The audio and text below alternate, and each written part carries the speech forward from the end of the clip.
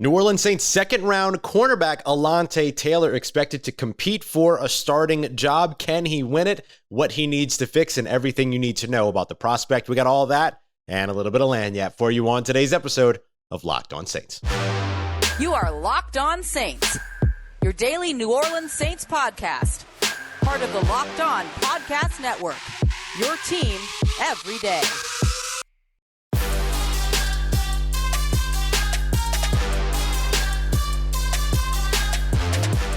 What is good, Who Dat Nation and Who Dat family? Welcome into another episode of Locked On Saints, your daily podcast covering the New Orleans Saints, part of the Locked On Podcast Network, your team every day. Thanks as always, making Locked On Saints your first listen of the day every day. Don't forget that we are free and available on all platforms, including on YouTube as well. And I'm your host, Ross Jackson, at Ross Jackson Nola on Twitter, USA Today's Saints Wire, Tuesdays on Locked On NFL, and here with you every single Monday through Friday on Locked On Saints. And today's episode is brought to you by our friends over at BetOnline.net. BetOnline has you covered with more odds, lines, and props than ever before. Go and check them out. It's BetOnline, where the game starts. Look, competition is going to be heating up with training camp right around the corner, and second-round cornerback Alontae Taylor is a name that you need to know and a name to watch when it comes to one of the most intriguing camp battles we'll see this offseason. After being drafted in the second round of the NFL draft, 49th overall, Tennessee cornerback Alontae Taylor now calls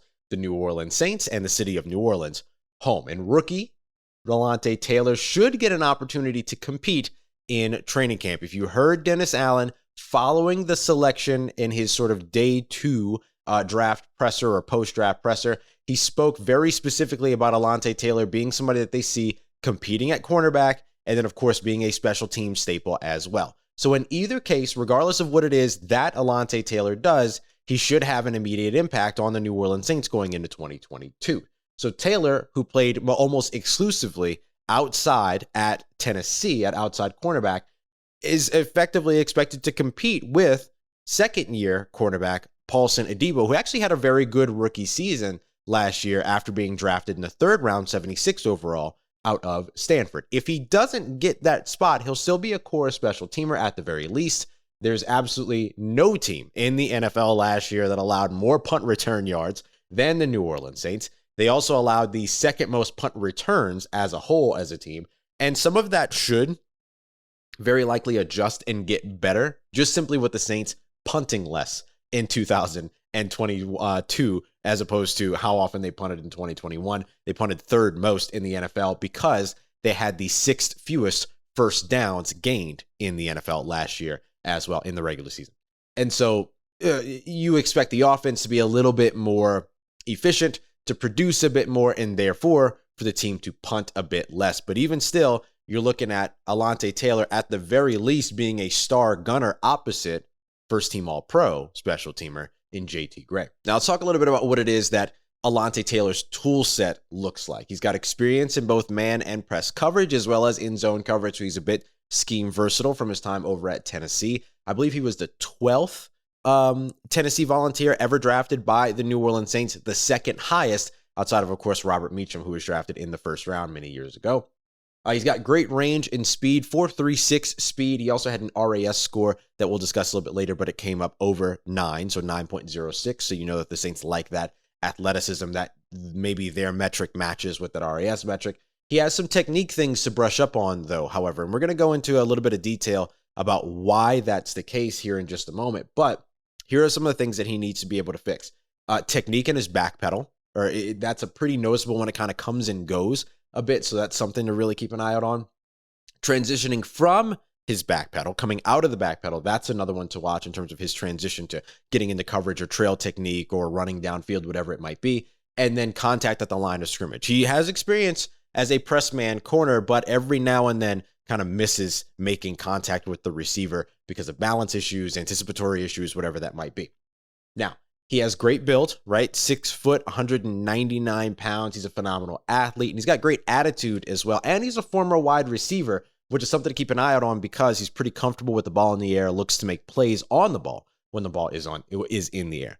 So why is it that this guy, coming in as a second-round pick here in 2022, is going to get the opportunity to compete with Paulson Adebo. Last year, we saw Paulson Adebo have a great rookie season. They invested a third-round pick in Paulson Adebo last year, again, 76th overall. He also beat a veteran in Bradley Roby, who the Saints also gave up another third-round pick in order to bring in, right, when they traded for him from the Houston Texans.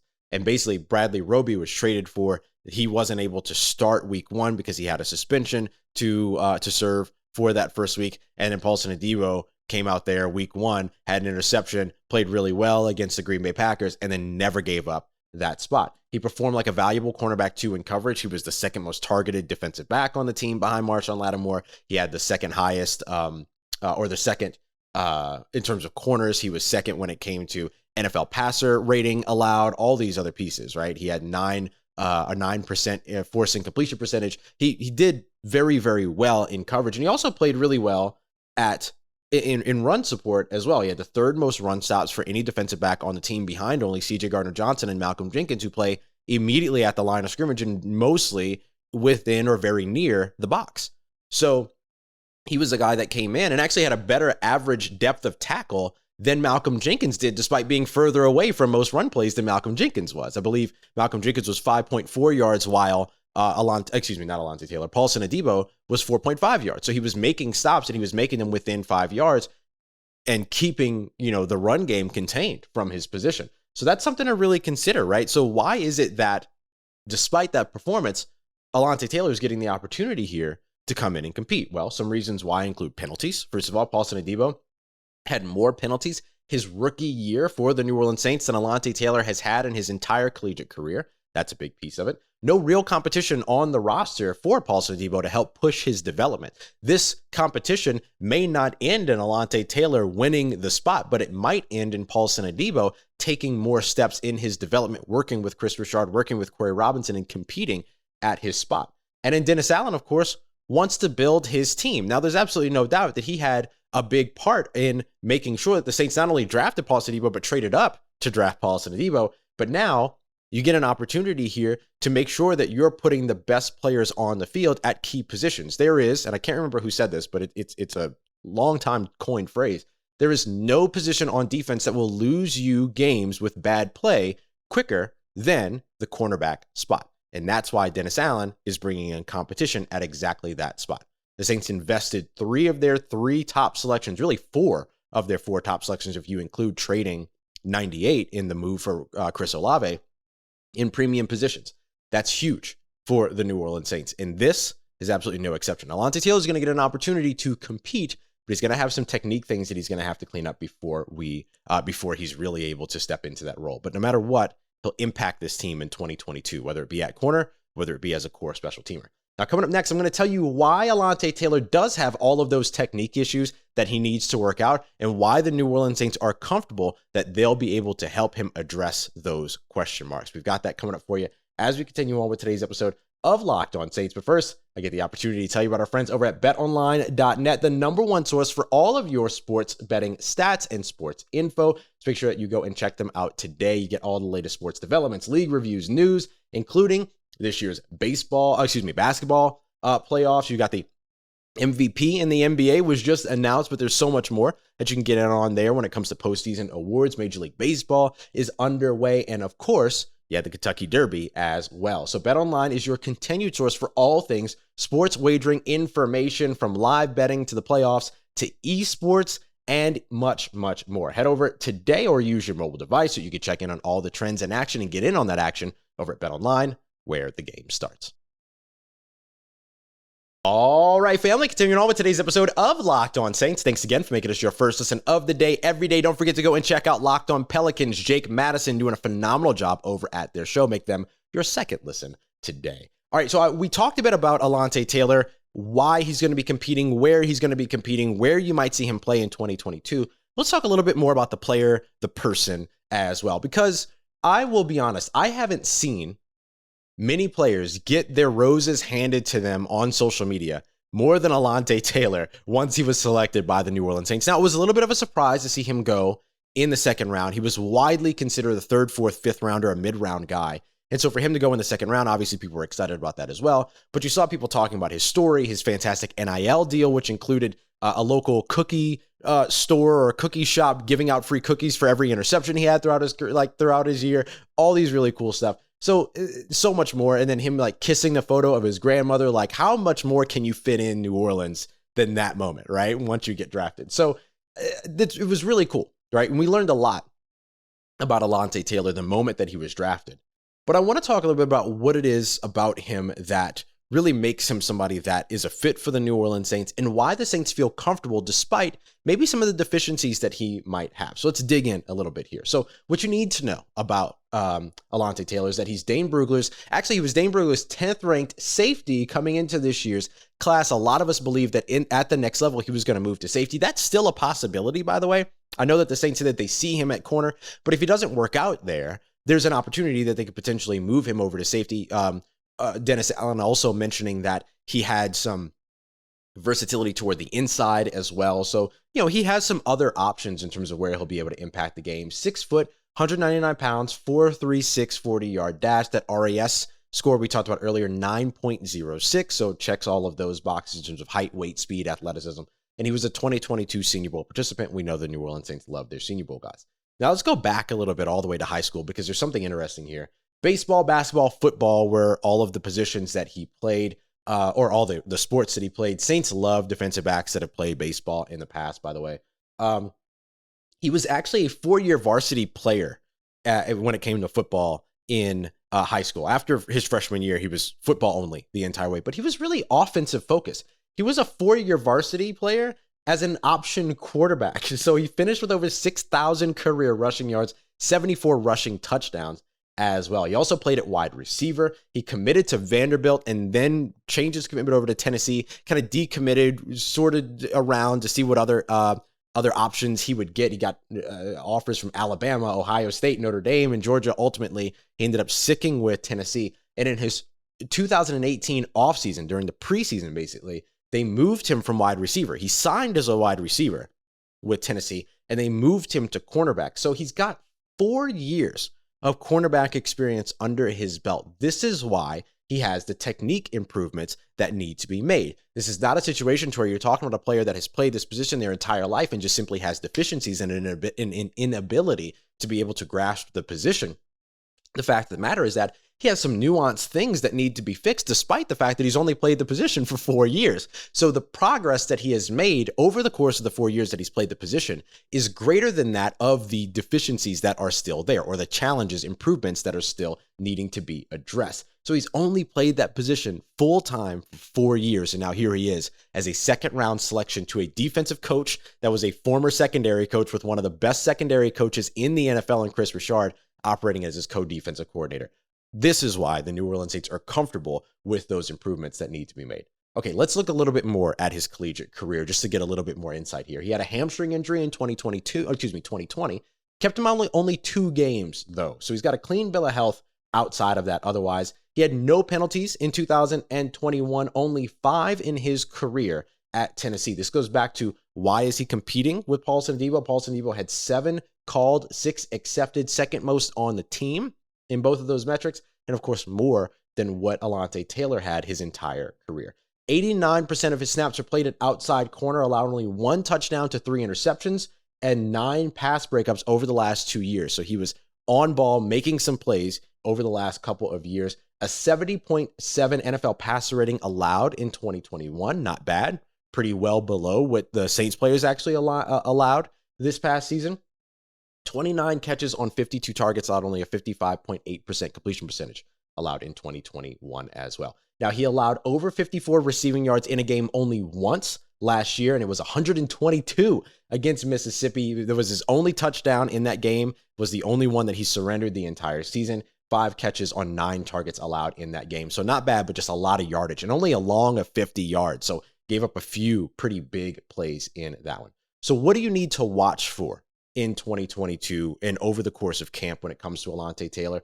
His ability in run defense. We talked about all of those run stops that Paulson Adebo had, 3rd most amongst defensive backs, only behind C.J. Gardner-Johnson as well as Malcolm Jenkins. Well, Alontae Taylor's coming into the NFL with a 17.7% missed tackle rate, 34 career missed tackles over the course of his 4 years at Tennessee. So this is a part of the other piece of only playing on defense for 4 years, right? You're going to miss tackles. And this is a big thing. Dane Brugler talked about it. Sacrifices good tackling technique in favor of unnecessary violence at times. Now, listen, on the football field, I'm a fan of violence. You have to be violent, particularly if you're playing DB, right? But unnecessary violence, trying to make some of these big hits, things like that, trying to be a highlight guy instead of just making the tackle is going to be something that the Saints are going to very, very much work to get out of his system.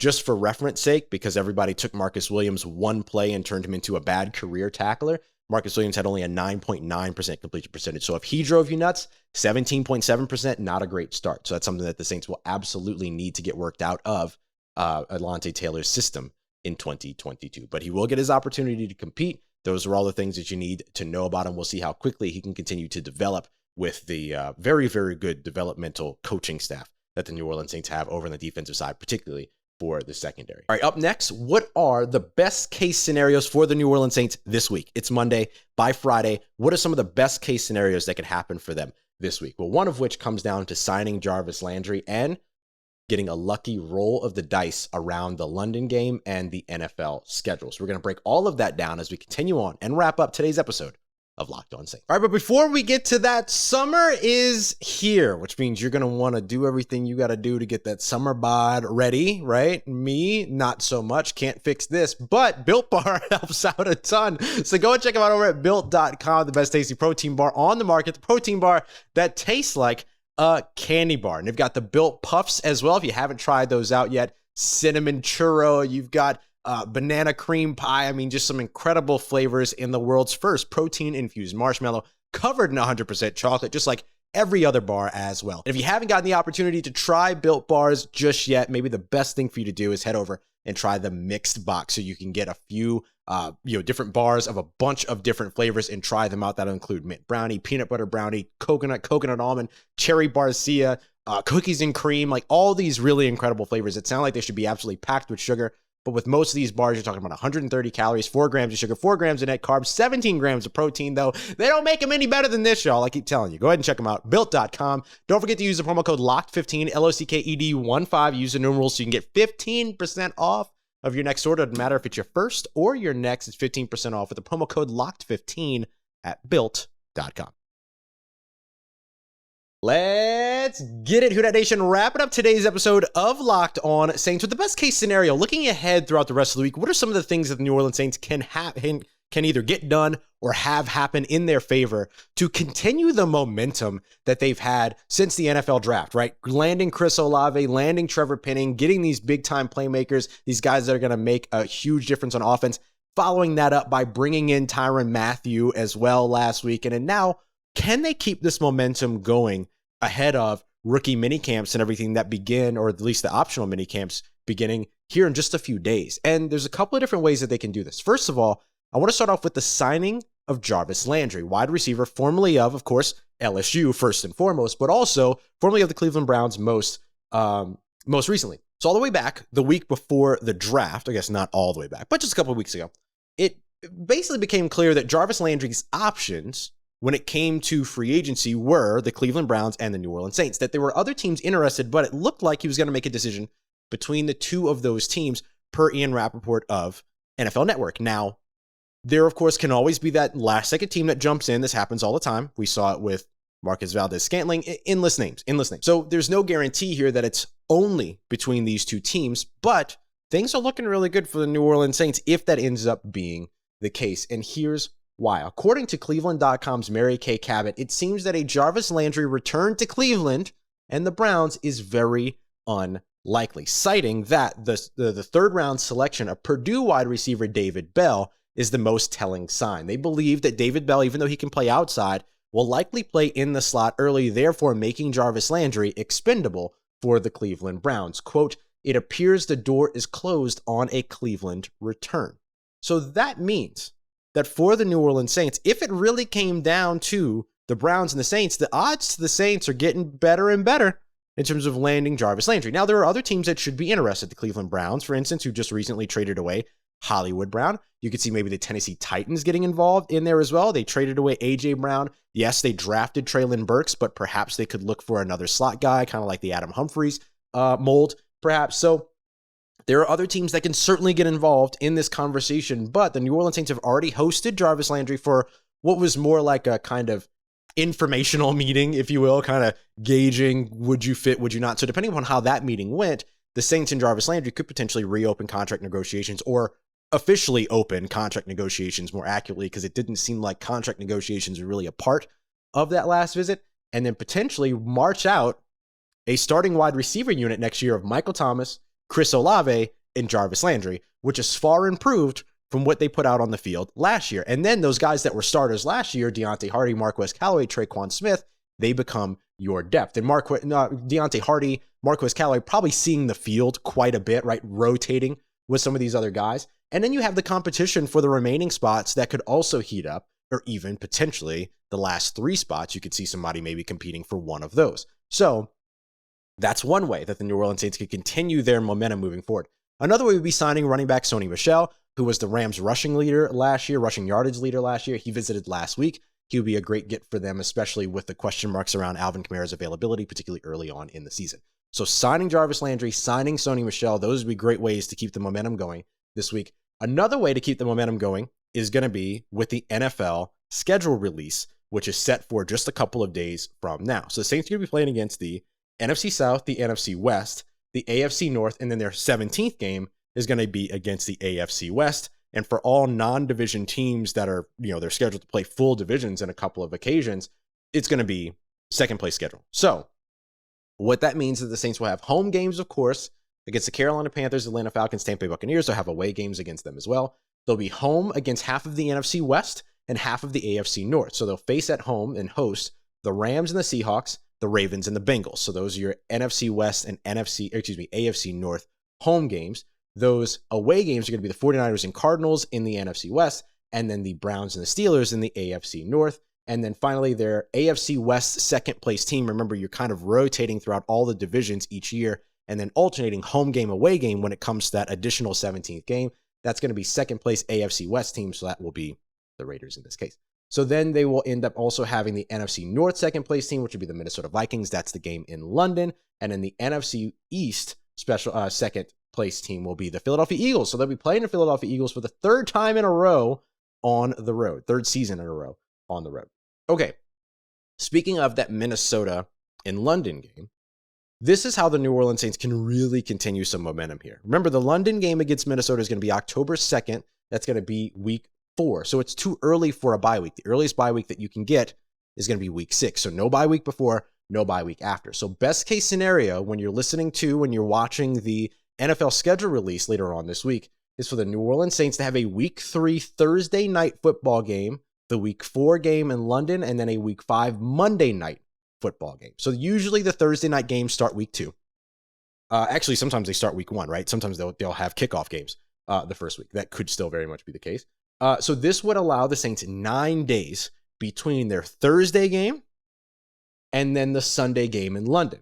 So the Saints could finish up their Thursday game and then almost immediately travel to London to practice that next week, however it is that they want to do it, and then come back to New Orleans immediately after, and then have a little bit of a longer week, right? Because they're not going to get a bye week 5. They can't. Earliest bye week is week 6. So if they at least get a Sunday night game or a Monday night game week 5, that would at least give them an extra day of rest, if you will, at that point. Still be kind of tight coming from London after a Sunday game, getting ready for a week 5 game. No matter what, it's going to be tight, but getting the opportunity there to have that be a Sunday night or a Monday night game would be fantastic to at least maximize the amount of time between London and their next matchup. And it'd be great for that game to be at home too, right? Like that Thursday night game could be away or at home, wouldn't matter.